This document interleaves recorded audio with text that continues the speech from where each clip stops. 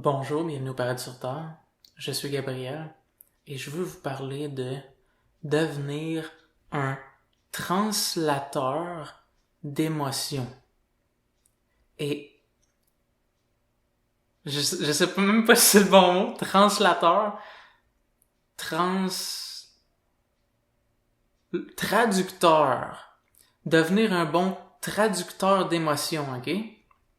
Et de devenir un bon traducteur d'émotions est la manière de faire entrer en harmonie l'aspect émotionnel et l'aspect conscience de notre être. OK? Parce qu'il y a un aspect qui est comme la partie de toi qui voit, la partie de toi qui reconnaît, la partie de toi qui comprend.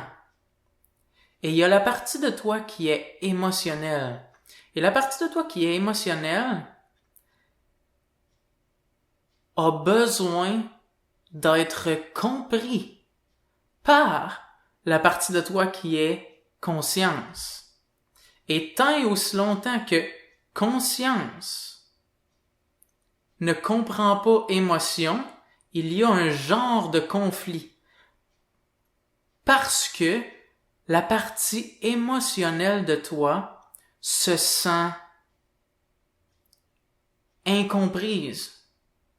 Elle se sent comme si, parce qu'elle est incomprise,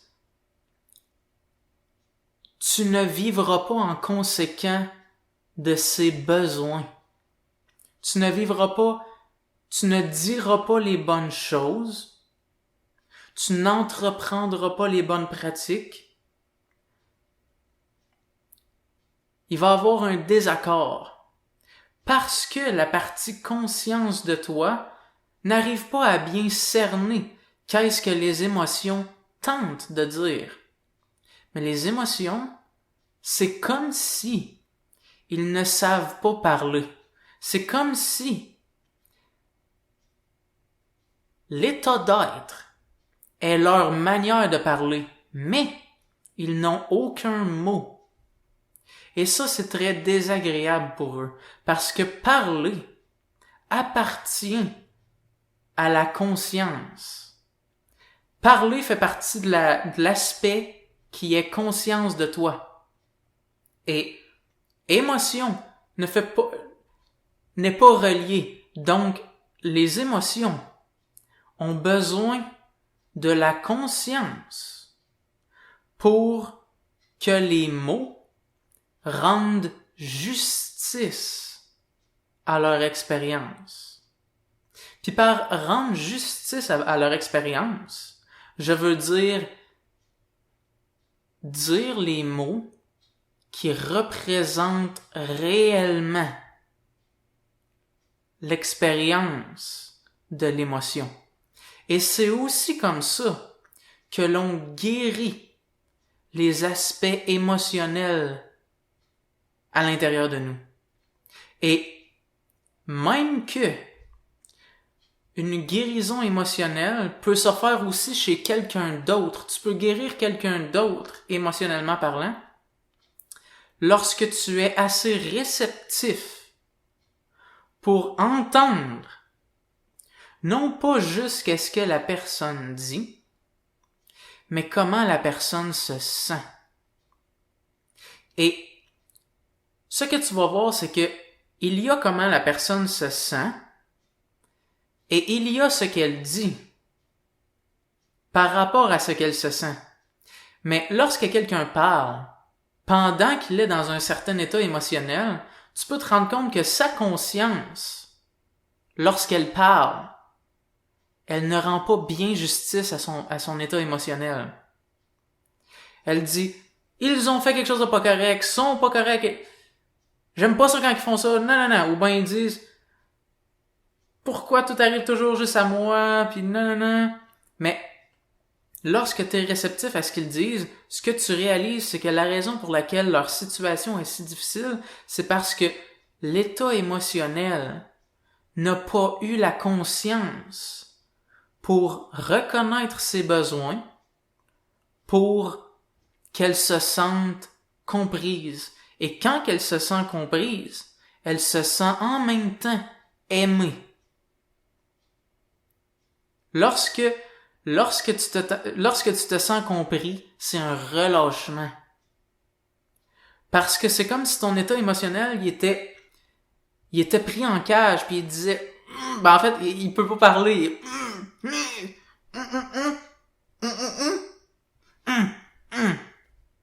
Il essaie de faire comprendre avec les outils qu'il a, mais il n'a pas la parole. Donc, il devient en colère. C'est comme si on jouait à devinette. Tu sais, le jeu de devinette ou mime, que il y a quelqu'un devant qui mime des choses, puis tout le monde essaie de comprendre. Puis ils disent des mots. Puis tu réussis le jeu lorsque tu as dit un mot qui représente bien ce que la personne mime. C'est exactement ça. Ce jeu-là, c'est une représentation de ce qui se passe à l'intérieur de toi. Il y a une partie de toi à l'intérieur qui est émotionnelle, qui mime. Elle mime, elle bouge, elle essaie de s'exprimer, mais elle n'a pas de mots. Et il y a la conscience qui, elle, s'occupe d'écouter et de discerner et de comprendre. Et pour vivre une vie épanouie, ça l'implique d'être tellement bon pour écouter, pour discerner, pour comprendre que ça devient un talent que tu peaufines et que tu arrives à tous les aspects émotionnels à l'intérieur de toi, tu arrives à les comprendre et en les comprenant, agir en conséquent de leurs besoins. Ou, quand c'est le cas de quelqu'un d'autre que toi, puisque tu ne peux pas agir à sa place, tu peux cependant écouter, discerner et comprendre ce que son état d'être, ce que ses émotions tentent de dire, et ensuite, avec tes mots, rendre justice à son expérience. Parce que elle, quand elle te parle, lorsqu'une situation est irrésolue, est non résolue, ce que tu vas entendre, c'est que ces mots, la manière dont elle te parle, représente le fait que les mots qu'elle te dit ne rendent pas encore justice à la situation. Et donc, c'est comme si tu entendais la conscience qui dit « Voilà ce que je comprends de la situation, de mes émotions », puis en même temps, tu as la colère en arrière qui dit « c'est pas ça ». Donc, tu entends le désaccord intérieur de la personne entre ce qu'elle te dit et comment elle se sent. Et toi, tu dois apprendre à écouter les deux. Parce que les mots sont importants. Les mots représentent où la conscience de cette personne-là en est par rapport à sa compréhension de la situation. Et l'état d'être, l'émotion, représente la partie expérientielle de lui qui tente d'expliquer ce qui lui arrive parce que c'est à lui que ça arrive, c'est à l'émotion que ça arrive, la situation. Mais elle ne peut pas parler.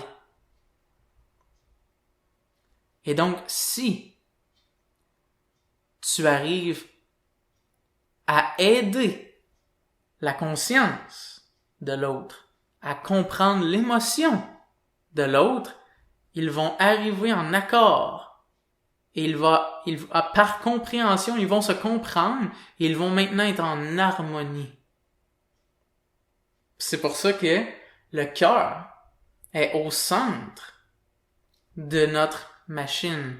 Il y a le bas. Et le bas, dans le système des chakras, est une représentation des aspects plus physiques.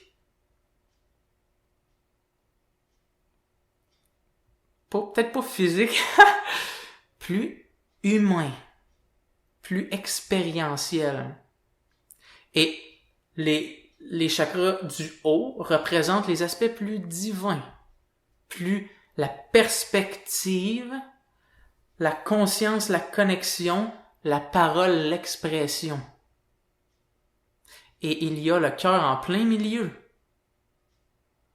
qui est l'amour et la compréhension. Parce que c'est c'est par compréhension que l'amour circule. La compréhension, c'est comme la connexion. C'est comme ce qui fait en sorte que le bas est connecté avec le haut. Sans la compréhension, il y a une déconnexion. Et du moment que je te comprends, clic, comprends. Ça vient de cliquer, ça vient de connecter et l'amour circule.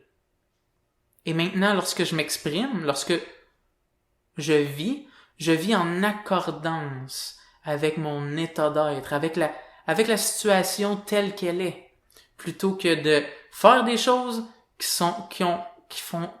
qui ne sont pas sensées, qui n'aident pas à la situation, qui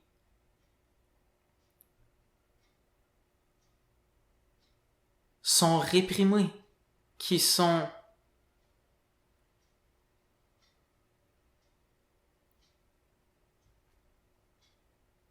incompris. Et donc, il faut aider les émotions. D'avoir des réactions, c'est pas un problème. D'être en colère, d'être frustré, d'être triste, d'être... peu importe.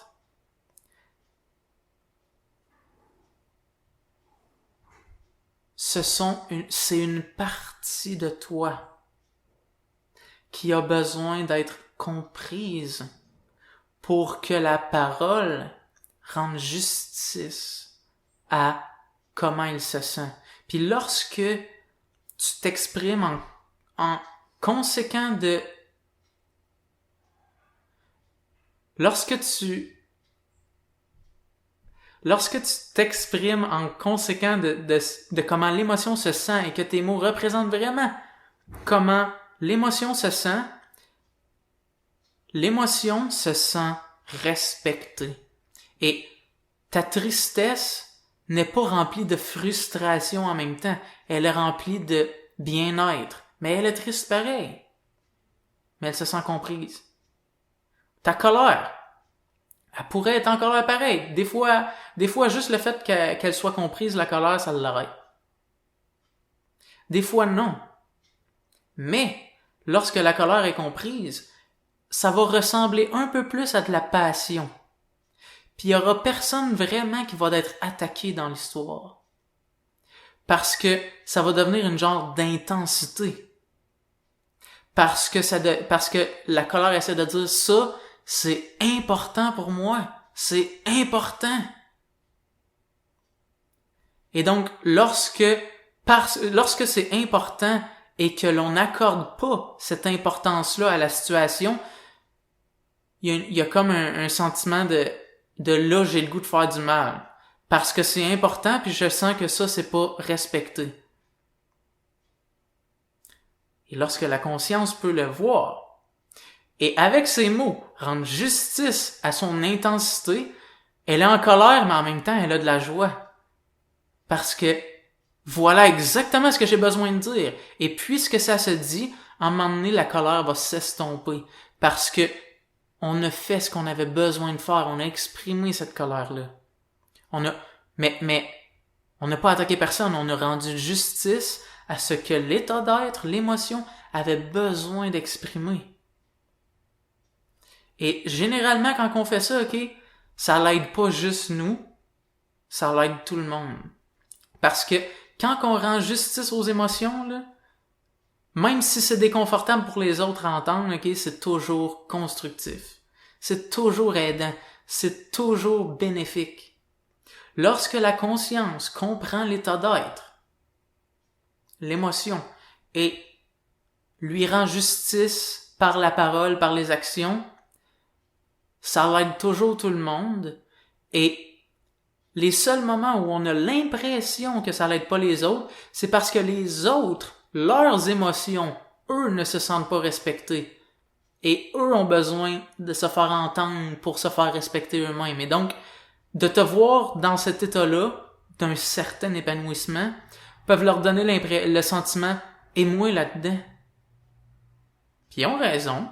Puis eux là-dedans, il faudrait écouter leur émotion. Il faudrait écouter leur état d'être, parce que leur état d'être ne se sent pas compris. Il ne se sent pas respecté. Et donc, ils ont besoin de ça. Et ça n'a pas d'importance, ultimement, si c'est la personne qui arrive à comprendre ses propres émotions ou toi qui arrives à comprendre ses émotions. Parce que, va pas...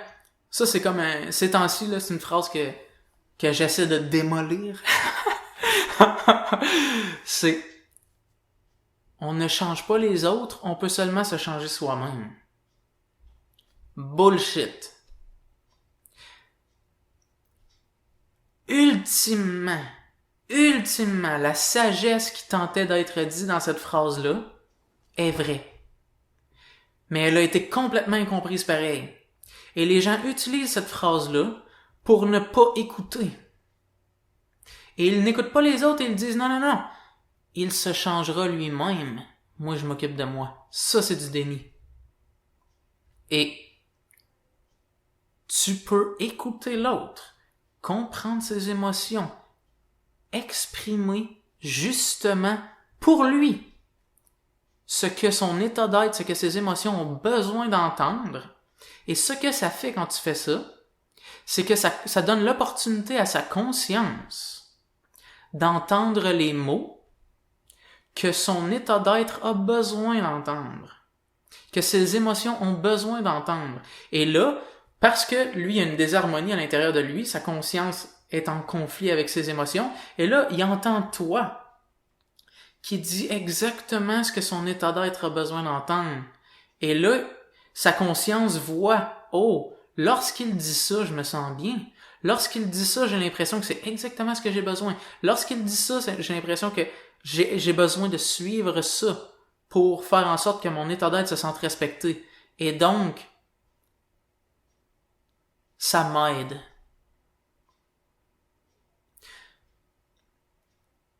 Sauf que la seule différence entre toi et quelqu'un d'autre est au niveau des actions. Tu peux aider quelqu'un complètement, sauf que, ultimement, l'action, c'est lui qui a le dernier mot. Tu ne peux pas agir pour quelqu'un. Tu peux comprendre pour quelqu'un. Tu peux t'exprimer pour quelqu'un. Tu peux rendre justice avec tes mots pour quelqu'un. C'est ça que je veux dire. Je veux pas dire tu peux parler à sa place, quoique tu peux parler à la place des émotions de la personne pour rendre justice à ce qu'ils ont besoin.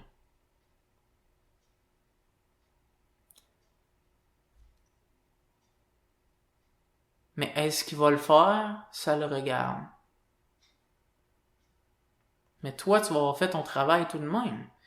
Puis, ce que tu vas réaliser aussi, c'est que ce n'est pas de te piler sur les pieds que d'aider quelqu'un de cette manière-là. Ce n'est pas d'embarquer dans la situation de l'autre pis de pas te mêler de tes affaires, là.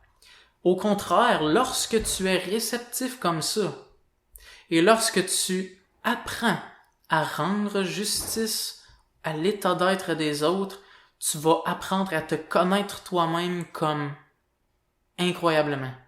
Pourquoi? Parce que lorsque tu fais ça, tu apprends à connaître, tu apprends tellement plus à connaître l'état émotionnel des autres. En fait, tu apprends à connaître c'est quoi une émotion, puis aussi tu apprends à connaître tous les types de scénarios, tous les types de situations dans lesquelles un humain peut se trouver, et aussi trouver la manière dont, lorsqu'on s'y trouve, qu'est-ce que l'on fait. Puis en plus, l'état émotionnel confirme, en se sentant compris, que c'est exactement ce qu'il a besoin. Et donc, lorsque tu fais ça, là, c'est presque comme si tu vivais la situation de quelqu'un d'autre. Et donc, ça t'apprend à grandir sans avoir à le vivre physiquement, en quelque sorte. Ça ne signifie pas que tu ne le vivras pas physiquement. Si, mettons, tu parles à quelqu'un qui vit une difficulté, ok? Et tu fais, mettons, tu pratiques tout ce que je viens d'exprimer, et tu apprends à comprendre son état d'être, ce qu'elle a besoin dans cette situation-là, de quelle manière elle a besoin de se comporter pour bien passer au travers la difficulté et de se sentir bien dans la difficulté. Ça veut pas dire que tu ne le vivras pas, la difficulté. Ça veut pas dire qu'elle ne t'arrivera pas. Possiblement qu'il va y avoir moins de chances, puisque comprenant comment ça se passe, t'es plus prêt et donc plus préparé, et donc ça se peut que tu évites la situation, dépendamment de c'est quoi la situation, mais il y a certaines situations qui sont imprévisibles, mais lorsqu'il t'arrive, parce que tu vas avoir aidé des gens à comprendre comment se sentir, et en même temps, en ayant fait ça, avoir cultivé l'état d'être qui fait en sorte que tu te sens prêt à ça, et t'as cultivé comme les valeurs prêtes à faire face à ce genre de scénario-là, tu vas être mieux équipé. Tu vas être plus prêt. Tu vas mieux savoir comment passer au travers. Possiblement, tu vas passer au travers en te sentant beaucoup mieux par rapport à toi-même. Parce que tu sais qu'on peut se sentir bien par rapport à soi-même. Parce que tu as déjà montré aux autres que comment, pas juste en conseil de distance, pas juste comme il faudrait que tu te sentes bien. Il faudrait que... Non. Ça, généralement, ok, c'est bon, mais c'est pas pareil comme avoir écouté quelqu'un et connecté avec son état émotionnel pour le régler comme si vous étiez ensemble dans la situation. Puis là, tout ce que je viens d'expliquer, d'aider l'état émotionnel en lui rendant justice à ce qu'il a besoin par rapport à ce qu'il te mime, comme j'ai dit, ok, ça s'applique à toi individuellement, et ça s'applique aux autres. Et aussi, ce que tu vas te rendre compte, c'est que les gens qui te font sentir le mieux en leur présence, les gens dont tu vas apprécier le plus leur présence, généralement, c'est exactement les gens qui pratiquent ça envers toi. C'est-à-dire, lorsque tu parles, ils écoutent ce que tu dis et comment tu te sens. Et ils sont dans le processus de essayer de rendre justice à ton état d'être. Ils essaient de dire des mots que peut-être ta conscience n'avait pas encore réalisé. C'est comme s'ils étaient avec toi dans la situation et qu'ils y faisaient face avec toi. Et ça nous fait sentir aimés et compris. Et bien sûr, certaines situations, ça prend un certain processus avant d'y arriver. Des fois, après beaucoup de temps, l'état d'être ne se sent pas encore compris, ne se sent pas encore aimé. Et là-dedans, on apprend la persévérance et la continuité. Alright. Si vous avez des questions par rapport à ce que je viens de partager, n'hésitez pas à les poser en bas. Si vous aimez la vidéo, faites like. Si vous aimez pas la vidéo, faites like. Et si vous voulez plus de vidéos de ce genre-là, abonnez-vous à ma chaîne. Merci d'être là. À la prochaine.